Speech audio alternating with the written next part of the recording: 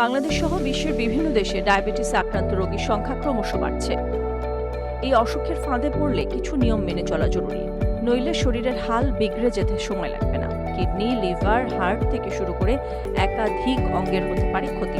তাই যেভাবেই হোক ডায়াবেটিস কন্ট্রোল করতে হবে। চিকিৎসকদের পরামর্শ, মাত্র 15 মিনিট খরচ করলেই অনায়াসে কমানো যাবে সুগার। ভাবছেন কিভাবে?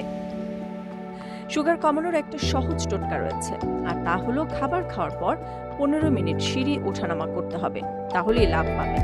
চেষ্টা করুন দিনের 3টি বড় মিলের পর এই নিয়মটা মেনে চলার। অর্থাৎ ব্রেকফাস্ট, লাঞ্চ এবং ডিনারের পর এই কাজটি করতে হবে, তাহলেই দেখবেন কমে যেতে পারে সুগার। আসলে খাবার খাওয়ার পর রক্তে সুগার লেভেল হুট করে বেড়ে যায়, যার ফলে একাধিক অঙ্গের ক্ষতি হতে পারে। তবে এমন পরিস্থিতিতে যদি দিনে 15 মিনিটের মতো একটু সিঁড়ি ওঠানামা করা যায়, তাহলে কাজ হবে, কমে যাবে সুগার লেভেল। তাই চিন্তার কিছু নেই। তবে সেক্ষেত্রেও সাবধানতা অবলম্বনের কথা বলছেন চিকিৎসকরা। যাদের হাঁটুতে ব্যথা রয়েছে তারা সিঁড়ি ওঠানামার ক্ষেত্রে সাবধানতা অবলম্বন করবেন। সিঁড়ি ওঠানামা করলে আদতে তারা সমস্যায় পড়বেন, বাড়তে থাকবে হাঁটু ব্যথা।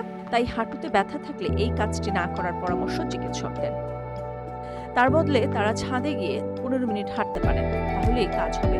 এছাড়া যদি কারো গুরুতর হার্টের সমস্যা থাকে, তাহলেও সিঁড়ি ওঠানামার আগে সাবধান হতে হবে, নইলে বড় কোনো জটিলতা হতে পারে। এই শারীরিক সমস্যা নিয়ে হাঁটার আগেও একবার নিজের বিশেষজ্ঞ চিকিৎসকের পরামর্শ নিতে হবে। শুধু শরীরচর্চা করে কোনো লাভ হবে না, পাশাপাশি ডায়েট বদল করার পরামর্শ চিকিৎসকদের। প্রতিদিনের ডায়েটে রাখুন শাকসবজি, ডাল, ওটস, অল্প ভাত এবং রুটি। এছাড়া মাছ, মাংস এবং ডিম খেতে হবে। খাওয়া চলবে না অতিরিক্ত ভাত, মিষ্টি, চকোলেট এবং আইসক্রিম, এমনকি যে কোনো ধরনের ভাজা খাবার এড়িয়ে চলার পরামর্শ চিকিৎসকদের। এছাড়া খাওয়া যাবে না কোনো ধরনের আলট্রা প্রসেসড ফুড। ব্যাস, এই নিয়ম মেনে চললে সুস্থ থাকার কাজে এগিয়ে যাবেন।